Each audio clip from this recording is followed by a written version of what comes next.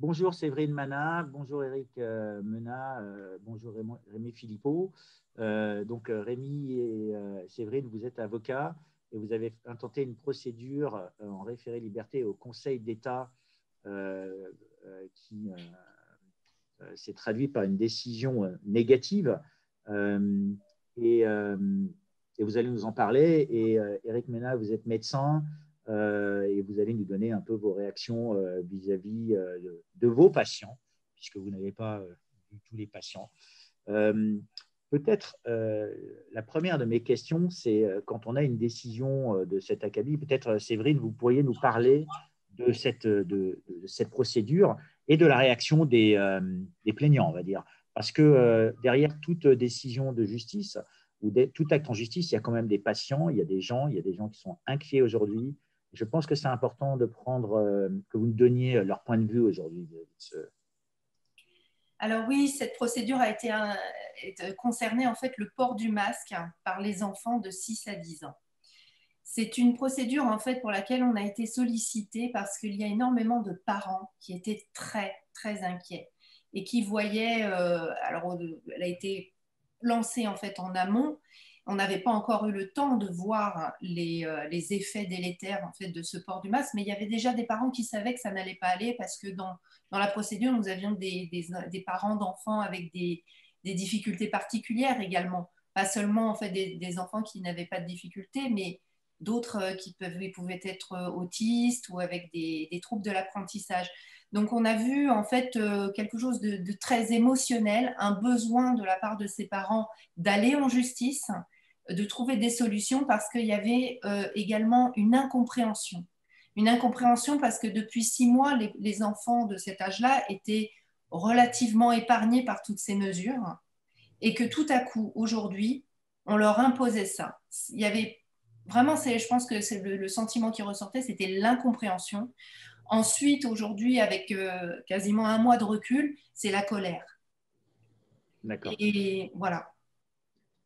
Donc, Et effectivement, alors je dirais, juste pour compléter sur la décision qu'on a obtenue, on a eu un juge qui semblait très attentif en fait à tous nos arguments et la décision qui en est ressortie était sans commune mesure, je dirais, avec l'audience qui a duré plus de quasiment 2 heures, si je me souviens bien.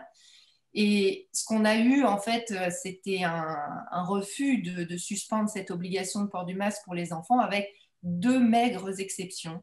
La première, c'était que les enfants étaient dispensés de porter le masque pendant les activités sportives, que ce soit en fait en extérieur ou en intérieur. Et puis une souplesse en fait pour les classes Ulysse. Ce sont les classes avec des enfants qui ont des troubles de l'apprentissage. Alors il faut savoir que ça représente en fait seulement 50 000 élèves en France sur les 7 millions d'élèves en primaire. Donc des bien maigres lots de consolation. Docteur Mena, vous qui avez vu des patients, bien sûr, dans le cadre de votre patientèle, ils vous ont dit quoi, vos patients, vis-à-vis, on va dire, de l'usage du masque? Vous les recevez dans quel état d'esprit? Alors, ils ont exactement le même avis que les plaignants qu'a pu rencontrer Maître Mana, hein. Ils sont inquiets, ils se posent des questions à la fois sur l'utilité, la justification et la dangerosité. Alors, je ne sais pas si vous voulez qu'on détaille tout de suite ces trois points-là, mais évidemment, c'est à la fois l'inquiétude et l'incompréhension, hein, qui dominent, parce qu'on a eu suffisamment d'interventions, d'experts, de spécialistes, de scientifiques qui ont montré que les enfants étaient pas malades d'abord. Donc, ce n'est pas eux qu'on protège, évidemment, quand on met des masques, hein. Il faut bien comprendre que le seul objectif des masques pour les gens qui l'ont décidé, c'est d'éviter une contagiosité.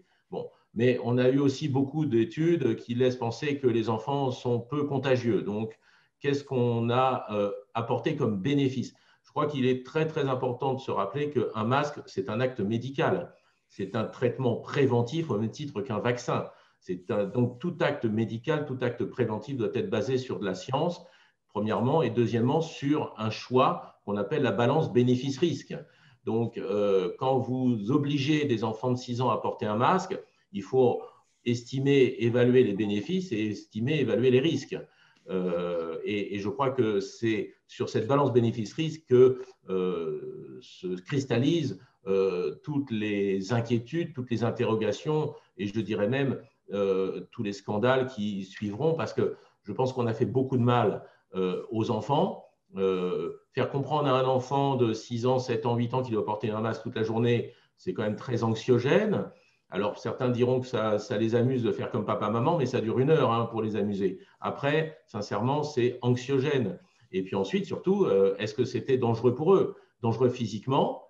Est-ce que ça a pu impacter leur santé? On y reviendra certainement. Et puis, leur santé physique, j'entends. Et comment ça a impacté leur santé émotionnelle? Quelles traces? Et les psychiatres commencent à nous alerter de plus en plus sur les traces que nous aurons à prendre en compte sur cette période très anxiogène où on a masqué des enfants toute la journée dans leur classe. On y reviendra, mais sans aucun bénéfice, non seulement sans aucun bénéfice prouvé, mais sans aucun bénéfice réel. C'est très facile à démontrer. Alors, ce que je me permettrais d'ajouter, c'est que lors de l'audience, le juge a relevé et a interrogé le gouvernement pour lui demander s'ils avaient fait des études d'impact pour évaluer en fait les effets secondaires qu'il pouvait y avoir si on imposait le port du masque aux enfants de plus de 6 ans. Il a été clairement répondu non par le gouvernement, ce qui semblait gêner aussi le juge, mais on n'a aucune trace en fait dans l'ordonnance de ce point-là. Parce que normalement, quand on prend en fait une décision, on fait quand même une évaluation des impacts. Et là, si vous voulez, pour moi, il y a quelque chose qui manque. Parce que, comme on voit la définition du rôle du Conseil d'État, il est garant de la légalité de l'action publique et il veille à la protection des droits et libertés des citoyens. Et là, quand on impose en fait une mesure à un citoyen, a fortiori un enfant, sans en mesurer les conséquences, je pense que là, le Conseil d'État a quelque chose à faire pour défendre les libertés des citoyens. Et ça n'a pas été fait, parce qu'on sort à chaque fois la matraque du Covid. Voilà. Et peut-être une question pour Maître Philippot. Donc, docteur Éric Menat nous parle de la balance bénéfice-risque. Est-ce que vous pensez que la balance bénéfice-risque, elle a été appliquée par le Conseil d'État dans cette ordonnance? Alors, il faut savoir effectivement que le Conseil d'État était saisi en tant que juge des référés liberté. Donc, c'est une procédure qui est d'une urgence impérieuse, qui théoriquement doit juger en 48 heures, et le juge, effectivement, doit juger très vite, avec l'ensemble des éléments qu'on lui apporte. Ça, c'est une précision qu'on doit faire. Parti de là, il est vrai qu'effectivement, à l'audience, le juge a constaté qu'il n'y avait aucune étude qui avait été faite par le gouvernement, lui a reproché d'ailleurs, hein, et lui a dit il faut faire des études, mais n'en a pas tiré les conséquences. C'est-à-dire, effectivement, il n'a pas tiré les conséquences à long terme, des conséquences en matière de santé mentale, physique, qu'il pourrait avoir sur les enfants. On est resté sur l'impératif sanitaire immédiat qui est le Covid. Et là, en ce sens-là, effectivement, on peut dire que sa lecture n'a pas été complète là-dessus. D'accord. Juste pour revenir un petit peu à cette décision, il y a un élément dedans aussi qui parle des tests RT-PCR, ces tests qu'on nous a obligés à faire dans bien des cas pour détecter si on est porteur du virus ou pas, qui sont quand même assez décriés. Cette décision, on va dire, de porter le masque est basée sur une analyse du gouvernement à partir de ces tests. Peut-être, docteur Menat, vous pourriez nous dire, vous pouvez nous rappeler un petit peu l'approche scientifique de ces tests, leur fiabilité, et après, Maître Menat nous expliquer les conséquences, on va dire, d'un point de vue juridique de cette information. Il ne va pas falloir se tromper. Hein. Il y a docteur Menat et maître Mana. Et c'est vrai que. C'est vrai. C'est complexe. Une analogie amusante. C'est pour ça que j'avais décidé d'appeler maître Mana. Séverine, c'était plus simple pour moi. Sur le plan scientifique, il n'y a aucune discussion. Tous les scientifiques du monde entier sont d'accord pour l'interprétation et l'utilisation des PCR. Nous savons que c'est une technique très fiable pour retrouver du matériel génétique du virus, enfin, ou d'un microbe quel qu'il soit. D'ailleurs, les PCR, on en fait pour plein de microbes. Et il faut comprendre que comme on a plus ou moins de virus dans le nez, dans les voies aériennes supérieures, on fait de l'amplification. Parce qu'évidemment, l'ARN, c'est tout petit et il n'y en a pas beaucoup. Donc, le principe de la PCR, c'est de recueillir un prélèvement et sur ce prélèvement, d'amplifier le message, d'amplifier ce que l'on trouve pour pouvoir mettre en évidence des choses. Les PCR sont beaucoup utilisés dans le milieu vétérinaire pour savoir si une viande a été infectée, si une viande a été en contact avec quelque chose, etc. Le problème, c'est que plus on amplifie, plus on va trouver de choses. Et on sait, et ça c'est admis par tout le monde, qu'au-dessus de 35 cycles d'amplification, ce qu'on appelle les fameux CT, on ne trouve plus du tout de virus entier. Ça, c'est reconnu par tous les scientifiques et tous les experts. Au-dessus de 35 cycles d'amplification, on ne retrouve plus aucun virus entier. C'est-à-dire que quand un test est supérieur à 35 cycles, eh bien, on est sûr qu'on n'a pas de virus, que le patient n'est pas malade, n'est pas contagieux et que ce que l'on trouve, ce sont des brins, des morceaux du génome du virus, des morceaux d'ARN, donc des débris d'un virus mort, si vous voulez, et qui persiste pendant 1 ou 2 semaines, éventuellement, dans notre organisme, le temps que ça soit éliminé. Parce qu'on amplifie beaucoup. Et ce qui n'a pas été du tout compris par les médecins français, c'est qu'en France, on autorise, et je dirais même, on demande au laboratoire de faire entre 40 et 45 CT. Certains ont même fait 50 CT. Donc, le premier problème des PCR, c'est qu'en France, on a laissé libre champ au laboratoire de faire de l'amplification jusqu'à ce qu'ils trouvent quelque chose. Ce qui est intéressant en médecine vétérinaire, si on veut être sûr qu'une viande a été en contact avec un microbe, mais ce qui n'a plus aucun intérêt dans le cas présent, puisque quand on trouve un test positif au-dessus de 35 CT, il n'y a aucune contagiosité possible. Donc, ce n'est pas un cas ni malade ni contagieux. Donc, ça n'a aucun intérêt de le comptabiliser dans des cas. Et sur ce plan, de fait, tous les experts dans le monde entier ont clairement exprimé la nécessité de ne pas dépasser 30 cycles. Alors, on aurait pu dire on amplifie jusqu'à 40-45 à condition que les médecins soient informés, à condition que les patients soient informés du nombre de CT. Or, très peu de labos, moi j'ai certains laboratoires très spécialisés dans le domaine infectieux qui me livrent un résultat avec 26 CT, 28 CT, 32 CT.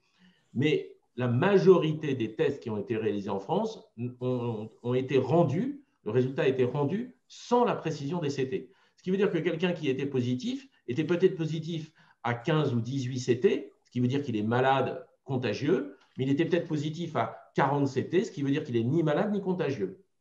Et le grand problème, c'est qu'on a mis tout ça dans le même sac.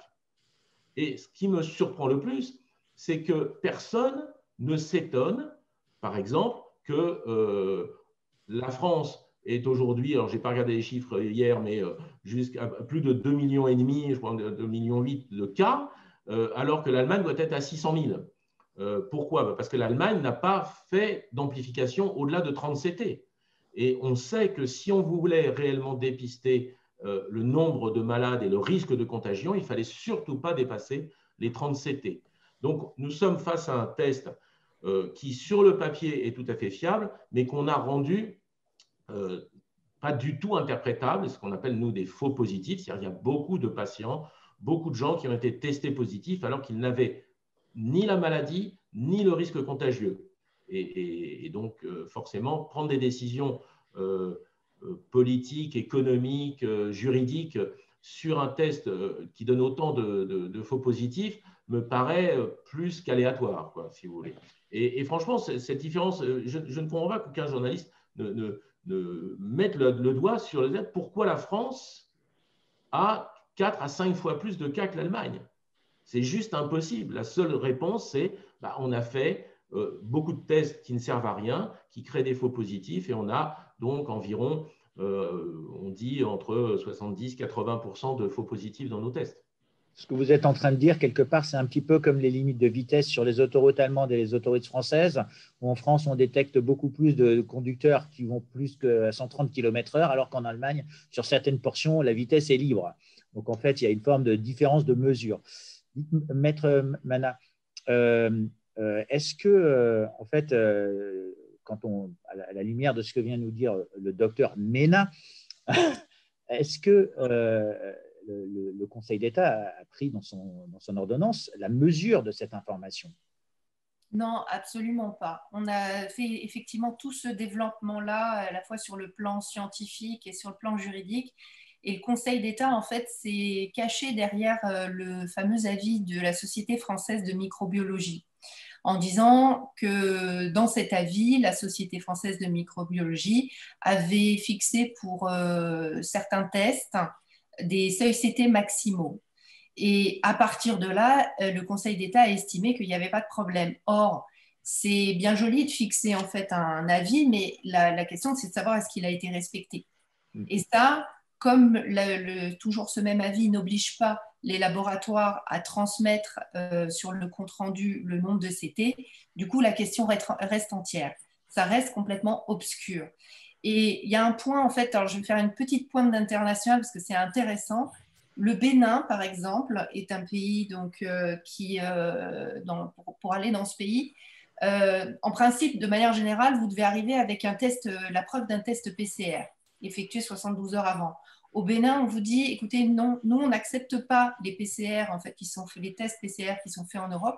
Vous venez chez nous, vous les faites sur place. Parce qu'il y a une défiance vis-à-vis, en fait, de ces tests européens qui ne semblent pas être suffisamment fiables. Et c'est là où c'est une grande déception pour les clients qui étaient partis à cette procédure, c'est qu'on avait en fait des faits, on avait des points factuels. Hein. Il y avait même pas, voilà, on avait fait la démonstration que les résultats des tests PCR n'étaient pas fiables et donc donnaient des indicateurs qui n'étaient pas fiables. Et malgré tout, on est confronté en fait à l'administration qui nous dit ah oui, mais il y a un avis qui dit ça. Donc, moi, je me cache derrière cet avis et on s'arrête là. Et c'est là où on a du mal à aller plus loin et où le combat, en fait, est extrêmement frustrant. Parce qu'on sait qu'on a raison, mais on n'arrive pas à aller plus loin sur le plan juridique sur cet aspect-là.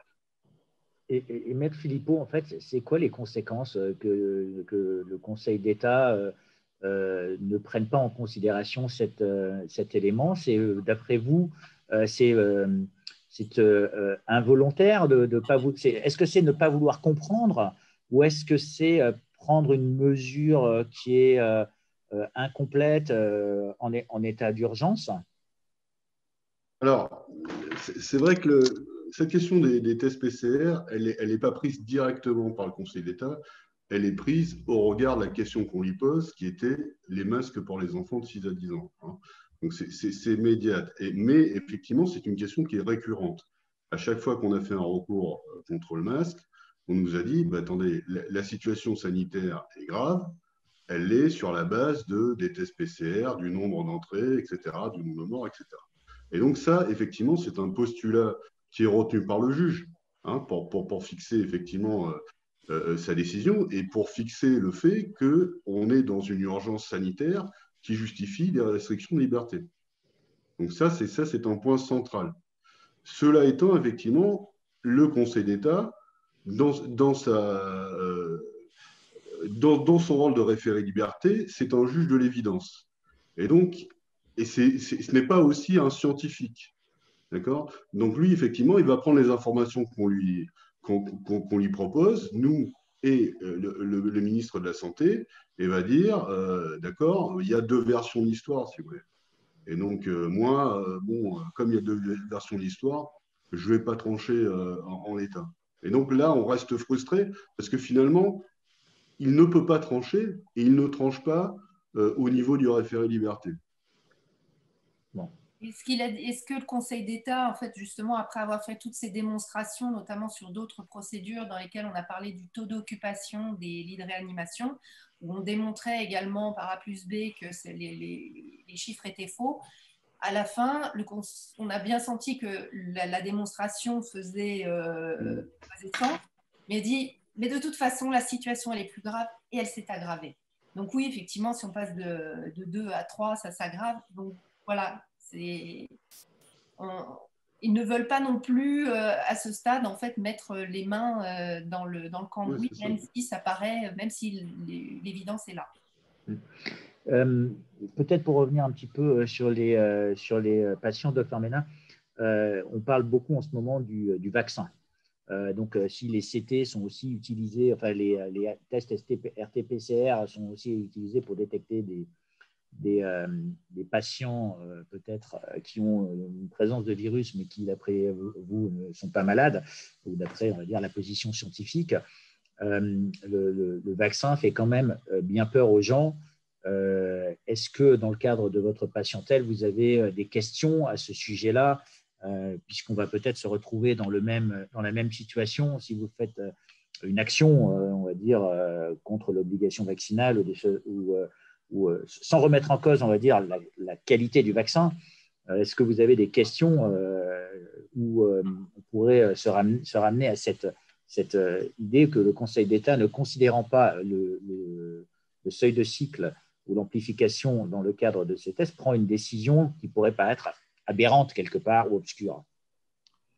Alors vous avez fait un grand écart. Là, on est passé des masques et des CT au vaccin. Je vais me permettre de revenir en arrière 2 secondes, à la fois peut-être pour interroger les avocats, mais aussi m'interroger moi-même. Le juge prend comme référence la Société de microbiologie et son avis. C'est tout à fait respectable et il a tout à fait raison. Sauf que si on regarde clairement ce que dit la Société de microbiologie, je l'ai devant moi, je l'ai récupéré parce que j'étais allé moi-même voir cet avis qui est très intéressant et très objectif.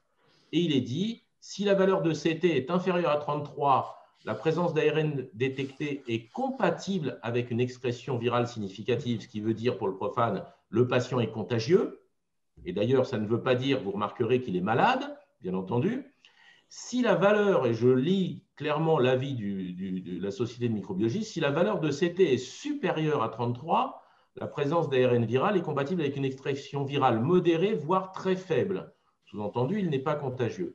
Donc, ça a été clairement dit, et je suis très surpris de la décision du juge, mais ce qui va nous ramener à votre question, Xavier, je suis très surpris de la décision du juge s'il se base sur la Société de microbiologie qui dit justement exactement ce que disent tous les experts, c'est-à-dire qu'à partir du moment où on ne rend pas les CT, on ne sait absolument pas ce qu'il est de la contagiosité d'un malade ou d'un patient et donc de l'état de la maladie aujourd'hui, enfin de l'épidémie, pardon, en France. Alors, Maître Mana a bien souligné que ce n'était pas le seul argument, puisque l'autre argument, c'est évidemment le nombre d'hospitalisations, la mortalité, etc., et que les chiffres paraissaient inquiétants, et donc justifiaient les masques. Et je suis désolé, mais il y a un argument qui est absolument pas pris en compte, et je me permets de revenir dessus, Xavier, sur la notion des masques et de la plainte déposée, parce qu'il ne s'agit pas des masques, mais des masques entre 6 et 11 ans. Et je pense que ça, c'est un point qui est largement oublié dans cette discussion. Moi, je ne suis absolument pas anti-masque. Je conseille à mes patients de mettre des masques s'ils prennent le métro, s'ils prennent le bus, s'ils sont dans un magasin, s'ils vont voir leur grand-mère malade ou si eux-mêmes sont malades. Donc, le masque a son utilité. Et le juge, quelque part, on a l'impression qu'il me dit « Ah oui, non, mais si l'épidémie est grave, le masque est utile. Donc, je ne vais pas revenir sur la décision. » Sauf que chez l'enfant, il n'a d'utilité que dans la contagiosité, c'est-à-dire le fait que l'enfant puisse ramener le virus à la maison et infecter ses grands-parents, par exemple. C'est la seule justification à peu près valable. Or, si vous mettez un masque à un enfant entre 6 et 11 ans toute la journée dans la classe, alors qu'il est à sa place, à sa chaise et qu'il n'est pas en contact avec d'autres enfants, dans le but exclusif qu'ils ne s'infectent pas entre eux, parce que c'est bien ça. Si vous mettez un masque à un enfant dans une classe, le but, c'est qu'ils ne s'infectent pas entre eux. Et que juste à côté, ils vont être dans la cour à se toucher. à la cantine à manger ensemble sans masque, et ensuite, à la fin des cours, à se dire au revoir et à parler entre eux sans masque. Donc, ça n'a aucune efficacité. C'est-à-dire qu'il faut comprendre, et encore une fois, c'est là la notion de bénéfice-risque, c'est que les masques en classe n'ont aucune efficacité. Alors, effectivement, Maître Mana a dit que ça n'a jamais été mesuré, ni l'efficacité, ni la dangerosité, mais la logique, le bon sens montre que ça n'a aucune efficacité sur la contagiosité entre enfants. C'est-à-dire qu'il est facile de montrer que le bénéfice est faible, alors que le risque est inconnu, mais est très, quand même, très inquiétant, et beaucoup d'experts, beaucoup de scientifiques, beaucoup de psychiatres, de psychologues ont émis des avis négatifs sur ce masque. Voilà, je voulais juste repréciser cela parce que je crois que c'est très important. On a l'impression que le juge a dit l'épidémie est là, elle est importante, donc tout ce qui peut la freiner peut être utile, donc les masques, pourquoi pas, et à 6 ans, pourquoi pas, mais je suis désolé, c'est une mesure inefficace, tout le monde le sait, parce que les enfants sont en contact étroit à d'autres moments et sans masque. C'est peut-être le seul moment où le masque, d'ailleurs, ne sert à rien, puisque dans les classes, ils sont contrôlés par les instituteurs.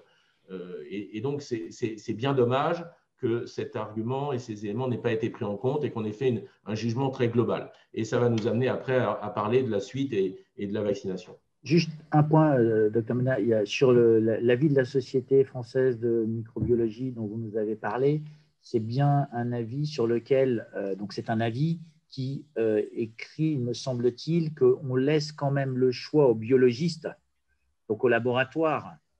Oui. C'est ça, hein. Donc, en fin de compte, on peut dire que le CT, il y a un avis, mais que c'est le laboratoire qui décide sa propre pratique. C'est un avis, ce n'est pas une règle. Hein.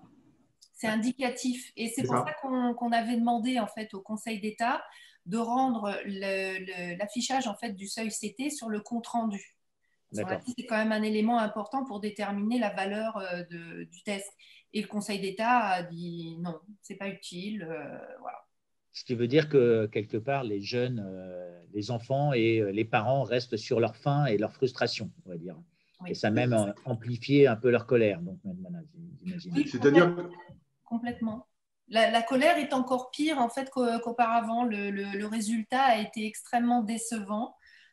Et oui, la colère est encore pire. Là, on est clairement en train de monter dans les tours. Je crois que Maître Philippot voulait dire quelque chose. Oui, on avait pris effectivement soin, connaissant la réticence du Conseil d'État frontalement à s'opposer effectivement au gouvernement dans ces circonstances. On avait pris soin de lui donner une possibilité par des injonctions d'atténuer un peu, c'est-à-dire qu'il ne suspendait pas, mais il donnait quand même des injonctions compensatrices en termes d'aménagement du masque, en termes d'exceptions qui étaient justifiées par le fait effectivement d'enfants autistes, d'enfants voilà. Et même ça, effectivement, finalement, il ne l'a pas utilisé alors que c'était une porte de sortie qui nous paraissait intéressante. Il ne s'opposait pas, mais il permettait à ce que le port du masque soit, entre parenthèses, plus vivable pour les enfants, entre parenthèses, à minima. Et finalement, c'est ça aussi qui est frustrant, c'est que même cette voie-là, qui était une voie médiane, il ne l'a pas prise. Et qui était une voie nécessaire parce qu'on avait proposé qu'il y ait une pause en fait, qui soit effectuée. C'était, on faisait l'analogie avec une décision qui a été prise par le tribunal de Berlin, qui a dit, voilà, effectivement, port du masque nécessite en fait une pause pour respirer toutes les 2 heures. Et donc, le tribunal de Berlin, en fait, a validé ça. Et c'est ce qu'on avait proposé également au Conseil d'État, de prévoir une pause pour que les enfants puissent le faire. Parce qu'il faut savoir que s'il y a effectivement une dispense pour pratiquer le sport à l'école en lieu ouvert ou en lieu fermé pour ne pas porter le masque, en revanche, pendant la récréation, les enfants sont tenus de porter le masque. Or, on sait que pour la primaire, l'activité des enfants pendant la récréation, c'est courir, sauter, crier, voilà. Et du coup, c'est une activité physique, on est bien d'accord. Et là, on nous dit non, le masque doit être porté. Donc, évidemment, nous, on a eu beaucoup de témoignages des enfants qui n'arrivent pas à respirer, enfin, d'accidents, de choses comme ça. Donc, même ça, qui paraît quand même un minimum, n'a pas reçu en fait l'accueil du Conseil d'État. Donc, une décision décevante pour les conseils, un peu qui met les patients en colère, enfin vos clients en colère, et puis les parents et les enfants dans un questionnement complémentaire. Vous allez pousser cette procédure plus loin. Si elle ne vous a pas donné raison aujourd'hui, quel est le prochain recours à ce sujet avant de parler de ce que ça veut dire pour les autres procédures, peut-être? Oui, nous allons entamer d'autres procédures. En fait, on est en cours de préparation d'un nouveau référé suspension. C'est une procédure légèrement différente pour laquelle le juge des référés a des pouvoirs un peu plus étendus et qui est combinée en fait avec une procédure au fond.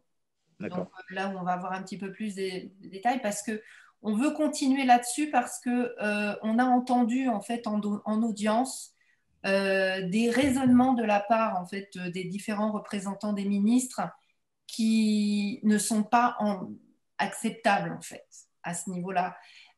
Notamment, alors là on va peut-être arriver sur un point un peu plus scientifique.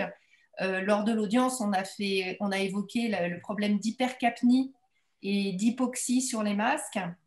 Et on a eu, ce qui est intéressant de voir, c'est que lorsqu'on a déposé le recours, il n'y avait pas d'avis du Haut Conseil de la santé publique sur le port du masque par les enfants de 6 à 10 ans. Et un avis a été publié la veille de notre audience par le Haut Conseil de la santé publique. C'est un avis en fait exclusivement sur le port du masque par les adultes, mais exclusivement sur le port du masque, qui a été rendu par une commission créée ad hoc, donc où il n'y avait pas de pédiatre, pas de pédopsychiatre. À la différence en fait d'un avis qui date du 17 septembre, toujours du Haut Conseil de la santé publique, dans lequel il y avait l'analyse en fait de la Société française de pédiatrie, qui disait non, le masque en fait ne doit pas être imposé aux enfants de 6 ans.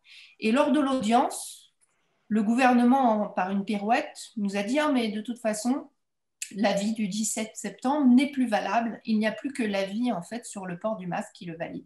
Et dans cet avis sur le port du masque, sur l'évaluation en fait des risques-bénéfices, on a notamment en fait l'hypercapnie et l'hypoxie qui sont évoqués. Et là, la conclusion en fait sibylline du Haut Conseil de la santé publique, c'est de dire ne semble pas le port du masque par les enfants ne semble pas avoir un retentissement respiratoire. Ne semble pas. Donc, si vous voulez, quand on en est en fait à devoir justifier a posteriori par un avis du Haut Conseil de la santé publique quelque chose qui a été fait en amont et qu'en plus la justification est vraiment sibylline et ne repose en fait sur rien, c'est là où on se dit on ne peut pas laisser le combat là où il en est. Et on voudrait également faire monter le combat devant la CEDH et également devant la Commission internationale des droits de l'enfant. Parce que pour vous, ce n'est pas acceptable pour l'avocate qu'un Conseil d'État rende une ordonnance avec un mot qui s'apparente à une apparence. Ne semble pas, c'est une apparence, alors qu'il devrait statuer en droit quelque part. Ben, je crois que c'est aussi la jurisprudence qui a été appliquée depuis le début, notamment sur les traitements contre le Covid-19, qu'en l'état de la science, il n'y a pas de preuve que ce traitement fonctionne. Donc, en l'état de la science, il n'y a pas de preuve en fait que le masque ne porte pas atteinte aux enfants. D'accord. Oui. Je pense que c'est très important cette notion qui a deux poids, deux mesures. C'est-à-dire que ce qu'on impose à des choses comme l'hydroxychloroquine, on ne l'impose pas au paracétamol, au masque ou à d'autres choses, et peut-être demain au vaccin. Moi, ce que je voulais revenir pour essayer d'éclairer un petit peu à la fois le débat et nos avocats. D'abord, on a rendu obligatoire le masque, mais on n'a pas rendu obligatoire le lavage des mains. Pourquoi ? Il y a plus de contagiosité par les mains que par l'air. Ça, c'est reconnu. Donc, évidemment, quand on oblige à porter le masque, ça se voit. Donc, les gens, ils le portent ou ils ne le portent pas. C'est on-off. se laver les mains, obliger les gens à se laver les mains, comment on contrôle qu'ils ont lavé leurs mains? Mais il y a une espèce d'aberration sur déjà cette législation. Tout à l'heure, Maître Mana disait dans la cour, les enfants doivent porter le masque, sauf qu'ils se touchent. Et la contagiosité par le contact est bien pire que par l'aérien. Donc, le fait de leur porter le masque, bien sûr, ça réduit un petit peu le risque, c'est évident, mais c'est loin de le supprimer. Et du coup, l'efficacité, et c'est ça qu'il n'a toujours pas mesuré, c'est est-ce que de porter des masques pour des enfants de 6 à 11 ans, ça réduit la contagiosité, c'est-à-dire est-ce qu'il y a moins de malades dans leur entourage et surtout moins de formes graves. Il ne faut pas oublier que ce virus donne 99% de formes bénignes ou asymptomatiques. Maintenant, pour compléter ce que disait Maître Mana, je voudrais rappeler une chose. On n'a pas rendu obligatoire le lavage des mains. Et pourtant, l'ANSM, l'Agence de sécurité des médicaments, a fait une étude complète sur tous les gels hydroalcooliques qui étaient disponibles. Et on a d'ailleurs montré qu'une vingtaine étaient totalement inefficaces, il n'y avait rien dedans, que 70% étaient de mauvaise qualité, etc. Et pourquoi n'y a-t-il pas eu la même étude sur les masques distribués aujourd'hui en France? Nous n'avons aucune étude sur l'efficacité des masques. Est-ce qu'ils sont fabriqués de la bonne façon? Est-ce qu'ils filtrent les virus? C'est-à-dire qu'on met un masque pour éviter la contagiosité, mais est-ce que réellement il empêche la contagiosité? Parce qu'on a vu plusieurs études sur les mailles du filet, on va dire, et la taille des trous dans le masque et la taille du virus. Et également, bien entendu, sur leur composition. Parce que il ne faut quand même pas être sorti de Saint-Cyr, comme on dit, pour comprendre que du jour au lendemain, des centaines d'usines se sont construites en Chine, en Inde, pour fabriquer des masques dans des conditions que personne ne contrôle. Et tout d'un coup, on s'est mis à fabriquer des milliards de masques. Quelle est la qualité des ingrédients utilisés? Quelle est la qualité de la stérilisation? Qu'est-ce qu'il y a comme particules quand on fabrique aussi vite des produits en matière plastique? Quelles sont les microparticules qui restent sur les masques? Nous avons tous les médecins ont des retours de leurs patients sur des troubles respiratoires. Les gens ont de plus en plus de rhinite et de sinusite en ce moment à cause des masques. Moi, j'ai même des confrères, des consoeurs qui s'en plaignent, certains qui sont obligés de garder le masque toute la journée et qui ont des rhinites chroniques. Je ne parle pas des eczémas autour de la bouche et autour du nez, parce que ces masques contiennent des particules que personne n'a évaluées et dont la dangerosité n'a absolument pas été évaluée. Alors, si on dit, oui, un adulte de 35 ans en bonne santé, il a un peu de rhinite, c'est toujours moins grave que d'attraper le Covid. Peut-être. Enfin, le Covid à 35 ans, en même temps, c'est dans 99% bénin. Mais pour un enfant de 6 à 11 ans qui n'a aucun risque de symptômes graves de Covid, donc c'est juste pour la contagiosité, lui faire prendre des risques d'intolérance dermatologique ou ORL sans aucune évaluation de l'Agence de sécurité des médicaments me paraît quand même un peu scandaleux. Et on imposer un médicament, parce qu'encore une fois, pour moi, le masque, c'est une démarche médicale. Donc, c'est comme un médicament.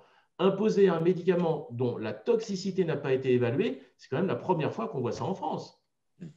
Il ne faut pas prendre le masque comme étant juste un truc pour faire joli quand on met une photo de je ne sais quoi ou le drapeau breton. C'est un acte médical. Il faut qu'on raisonne en scientifique. On ne peut pas prendre ça à la légère. D'accord. Merci beaucoup. Peut-être d'autres commentaires sur cette ordonnance, parce que je pense que c'est important quand même de revenir aux patients et de parler de l'incertitude qu'il peut y avoir. Donc, on a compris, Maître Mana et Maître Philippot, que vous n'allez pas en rester là. Une procédure au fond, ça prend beaucoup plus de temps. Donc, ce qui veut dire qu'on aura peut-être la réponse après l'arrivée éventuelle d'un vaccin dont on parle et que le mal sera peut-être fait. Est-ce que vous avez aujourd'hui ce même type de risque d'un point de vue juridique avec le vaccin ou avec les patients? Peut-être, Dr Mena, vous vous qui êtes en contact avec les patients, on commence par là et on demande aux avocats de nous expliquer un petit peu ce qui se passe d'un point de vue juridique. Par rapport au vaccin, vous voulez dire? Oui, par rapport au vaccin, oui, aux autres traitements, puisqu'en fait, le vaccin est un autre traitement de la Juste maladie. une précision, je me permets, dans la procédure qu'on va entamer, il y a deux procédures en fait. Il y a le référé suspension qui lui va être traité rapidement, donc soit 1 mois, et après effectivement la procédure au fond qui peut durer plus longtemps. Ok. Votre question, c'est que penser de la suite, c'est-à-dire… Oui, en fait, puisque vous avez dit que le masque est un traitement médical pour vous, en fait, vous le mettez dans la catégorie des gestes barrières, on va dire. C'est un traitement préventif. C'est un traitement préventif. Il y a un médecin américain que j'ai interviewé qui m'a donné un profil des réponses, on va dire, à une épidémie que j'ai trouvé très intéressante. La première des choses, c'est les gestes barrières. La deuxième chose, c'est le traitement en phase précoce. La troisième des choses, c'est le traitement à l'hôpital. Et la quatrième chose, c'est le vaccin. Donc, quelque part, je trouvais que les 4 piliers, on va dire, de la réponse à une épidémie est assez intéressante, puisque là, vous avez parlé à un moment du traitement en phase précoce. Là, vous parlez des gestes barrières. Donc, sur les approches scientifiques, on a beaucoup parlé, on va dire, de l'hôpital et de la gestion de l'hôpital et des traitements des corticoïdes, des choses comme ça. Et aujourd'hui, il y a quand même un autre élément qui arrive assez vite. Donc, on nous a imposé le masque. Aujourd'hui, on est en train de parler d'imposer, on va dire, un traitement, alors une thérapie génique, un vaccin. Il y a divers types qui engendrent aussi des doutes, on va dire, des critiques, parce que, comme vous dites sur les études scientifiques, rien n'est prouvé encore. Peut-être j'aimerais avoir votre point de vue sur ce que viennent vous dire vos patients vis-à-vis de cette obligation vaccinale qui risque de leur tomber dessus et qu'on regarde maintenant avec ce que vous demandent vos clients aussi en conséquence vis-à-vis de ça. Aujourd'hui, il a été clairement dit, ça changera peut-être demain, mais il a été clairement dit qu'il n'y avait pas d'obligation vaccinale. Donc déjà, ça c'est un premier point qui peut rassurer le grand public et mes patients en particulier, mais sauf que, évidemment, ils savent très bien que cela pourra changer dans les mois qui viennent. Et il y a eu suffisamment de revirements. À une époque, les masques étaient inutiles et aujourd'hui, ils sont obligatoires. Donc, l'obligation vaccinale peut-être arrivera un jour, on ne sait pas. Aujourd'hui, il y a 3 professeurs parmi les plus grands défenseurs des vaccins.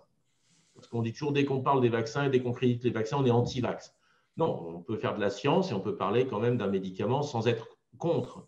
Et il y a quand même 3 professeurs pour lesquels vous pouvez reprendre tous les écrits depuis 15 ans, qui sont le professeur Perron. Alors, on va dire, le professeur Perron, il peut être un peu mis de côté aujourd'hui parce qu'il a pris des positions qui sont pas tout à fait pour le gouvernement, on va dire, ou les décisions. Mais vous avez aussi le professeur Fischer et le professeur Combe qui ont tous défendu la vaccination depuis toujours et qui ont clairement dit aujourd'hui, nous n'avons aucune étude. C'est-à-dire que quand le professeur Fischer nous dit je n'ai que les communiqués de presse, je n'ai aucune étude, aucun document scientifique. Alors, je suppose que les agences qui vont prendre les décisions les ont. Enfin, c'est quand même grave qu'un des représentants du gouvernement et un des experts du gouvernement n'ait pas les études des laboratoires. Donc, aujourd'hui, on a un premier problème, c'est qu'on n'a rien, aucune donnée scientifique. Donc, je ne vais pas vous dire que les vaccins, je les trouve bien, pas bien, je suis pour, je suis contre,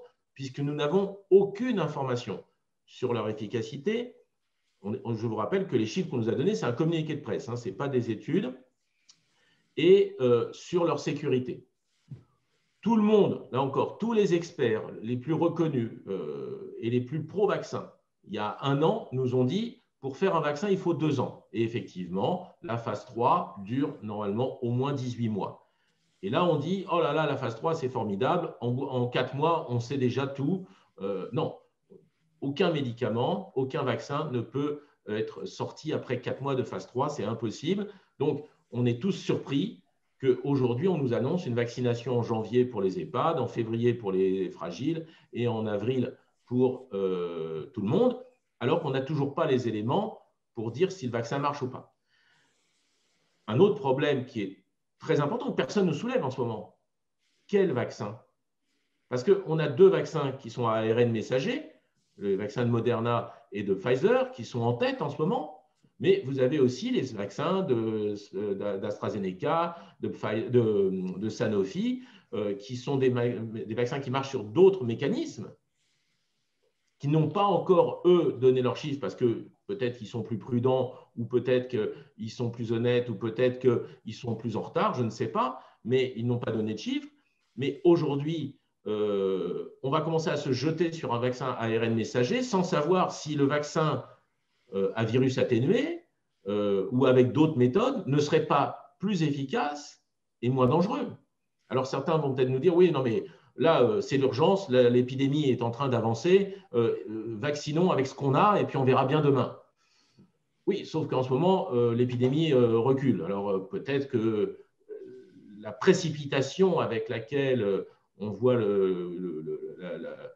la stratégie de vaccination se mettre en place, elle n'est peut-être pas cohérente scientifiquement. Alors je comprends. En ce moment, on a envie de dire aux Français, vous inquiétez pas, vous serez vaccinés et comme ça, en mars, vous pourrez sortir, vous serez tous déconfinés, ça sera la liberté totale, etc. Il faudra juste faire un peu attention, bien sûr, mais ça y est, on a vaincu l'épidémie. Bon, alors c'est de la com, d'accord, mais moi, je suis là pour faire de la science avec mes patients. Qu'est-ce que je vais dire à mes patients? Pour l'instant, je n'ai pas d'argument scientifique, donc je ne peux pas leur dire oui, c'est bien ou non, c'est pas bien. Et puis, je ne peux pas leur dire, et eux-mêmes d'ailleurs, puisque le vaccin n'est pas obligatoire, pourquoi n'auraient-ils pas le droit de choisir? Dire, moi, je préfère un vaccin qui soit un vaccin à virus atténué et pas un vaccin génétiquement modifié, un vaccin ARN messager dont on ne sait pas, le devenir aujourd'hui. Ça peut être un progrès scientifique énorme, comme ça peut être une catastrophe. Et on en a connu d'autres. Donc, moi, je trouve qu'on met la charrue avant les bœufs, peut-être pour rassurer le peuple, peut-être pour montrer que… voilà, mais bon, là, l'Angleterre a autorisé le vaccin Pfizer. Bon, je m'attends à ce que la France fasse pareil. Bon, le problème, c'est qu'hier, on nous a dit les médecins généralistes seront en première ligne pour vacciner la population. Formidable. Sauf qu'il faut des frigidaires, des congélos à moins 80 pour le vaccin de Pfizer. Bon, les médecins n'ont pas de congélateur à moins 80, les pharmaciens non plus. Donc, comment on peut dire une chose et son contraire? C'est-à-dire, les médecins seront en première ligne pour vacciner, mais ils ne peuvent pas vacciner puisqu'ils n'ont pas les congélateurs. Donc, ce seront forcément des centres de vaccination. Alors, qu'est-ce qu'on va dire? On va dire aux médecins généralistes de venir faire des piges dans les centres de vaccination, là où il y aura les congélateurs. Mais on a bien dit que les médecins généralistes, ils allaient vacciner leurs patients, pas n'importe qui, parce que c'est bien leurs patients, c'est bien nos patients qu'on veut soigner. Et si le vaccin montre son efficacité, on sera très content de protéger nos patients. Mais pour l'instant, on a zéro résultat, zéro. On a des communiqués de presse, ce qui est tout sauf scientifique. Et combien de fois on a eu, je pourrais vous citer des dizaines de scandales scientifiques où on a d'abord dit que ça marchait pour se rendre compte que c'était dangereux. Donc, revenir un peu sur cette notion de tout à l'heure, vous évoquiez que le patient peut avoir le choix. Vous voulez dire que c'est une discussion que le patient doit avoir avec son médecin, en fait. Vous n'avez pas les informations, donc vous ne pouvez pas les aiguiller dans leur choix ou les assister dans leur choix. Évidemment, on a plusieurs vaccins qui vont être mis en place, on ne sait pas quand, mais avec des technologies très différentes. Il y a des gens qui préfèrent une technologie moderne, qui paraît comme ci, comme ça, et puis d'autres qui préfèrent des technologies éprouvées et qui ne veulent pas faire, par exemple, un vaccin ARN messager parce qu'on ne connaît pas son devenir. Et aujourd'hui, on parle de la vaccination, mais avec quoi? Quel vaccin? Merci, Dr. Mana. Maître Mana et Maître Philippot, juste, donc, dans ce que nous a dit Dr. Mana, c'est qu'il n'y a pas d'obligation vaccinale, mais il y a une tendance vers cela. Est-ce que dans l'ordonnance que vous avez obtenue, vous avez le sentiment que le Conseil d'État aurait pu remettre à demain, en se disant, en reprenant un peu les propos du Dr. Mana, que le vaccin viendra un peu comme la libération ou l'élément libératoire qui serait une attente? Et la deuxième question, c'est cette incertitude qui est dans ce que Dr. Mana nous décrit au niveau du marketing qui est fait, c'est-à-dire de l'absence de preuves scientifiques. Comment, d'après vous, si vous faisiez un référé liberté sur cet élément-là, comment le Conseil d'État l'interpréterait-il à la lumière de ce que vous avez vu? Alors, dans l'ordonnance,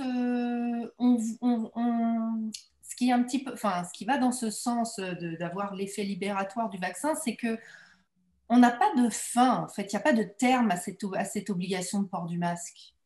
On interroge, on ne sait pas quels sont les critères qui pourraient déterminer la fin de cette obligation.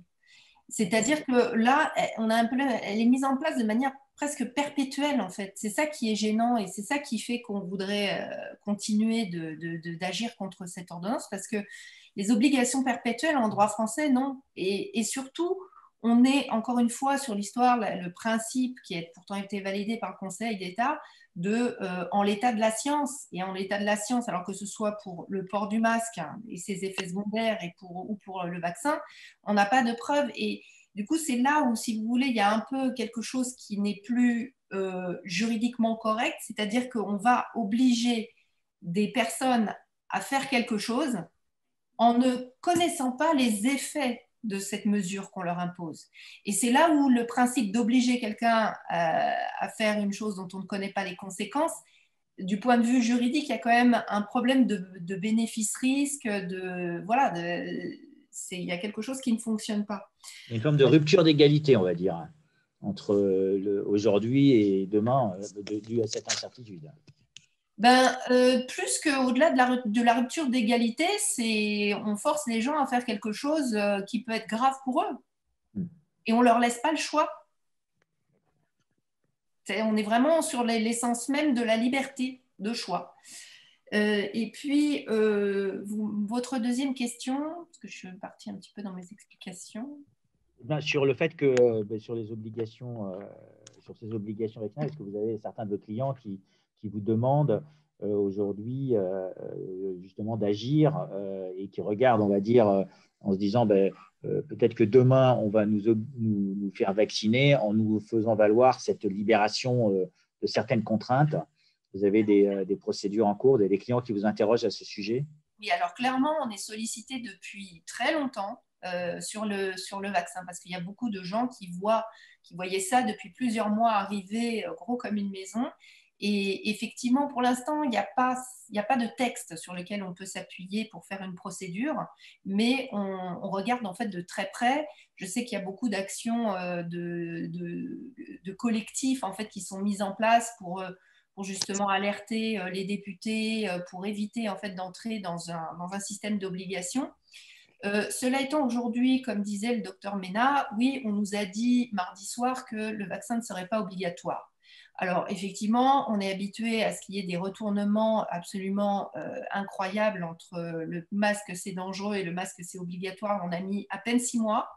Donc, moi, je n'exclurais pas qu'à un moment ou un autre, on passe aussi à une obligation vaccinale. Et de toute façon, aujourd'hui, ce que je vois, c'est qu'on nous dit ça n'est pas obligatoire.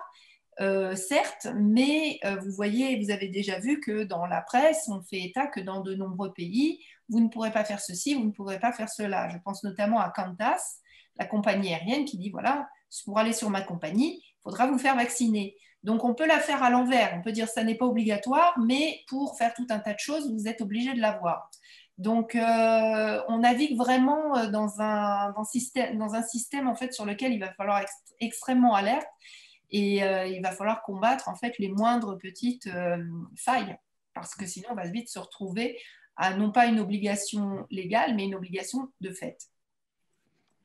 Bon, je pense que, en tout cas, je vais vous remercier pour ce long débriefing à vous trois. Est-ce qu'on a oublié quelque chose que vous pensez être important pour les auditeurs de François? Vous avez un mot de la fin?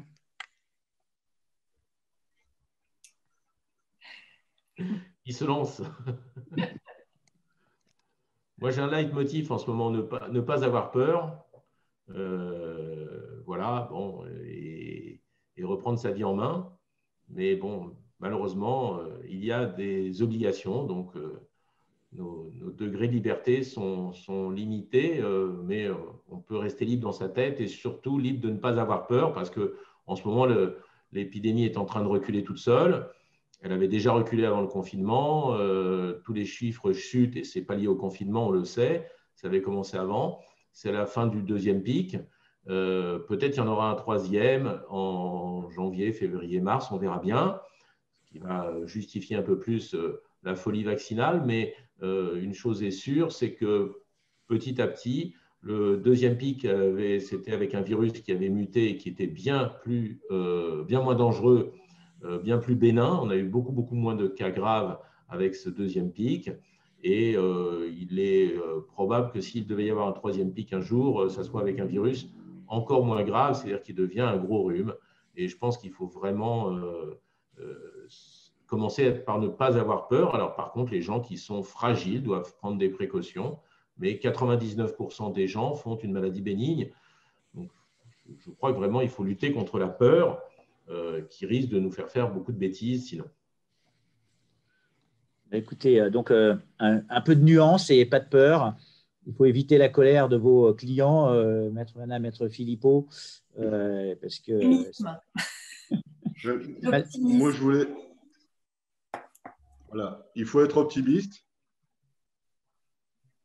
La décision qu'on a eue, j'aimerais effectivement remettre un peu les choses dans leur contexte. La décision qu'on a eue, elle est à l'aune d'une circonstance en matière sanitaire bien particulière et par un juge qui est un juge unique, un juge qui statuait très rapidement.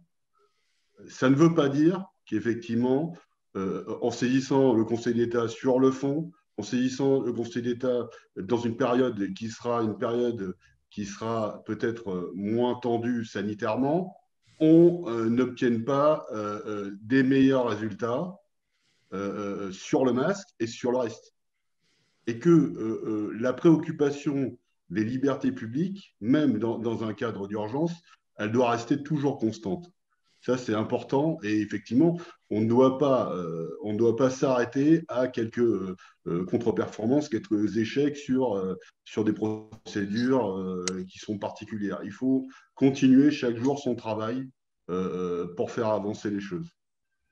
Oui, c'est un peu aussi le message de notre ordre des avocats qui a créé en fait les sentinelles des libertés.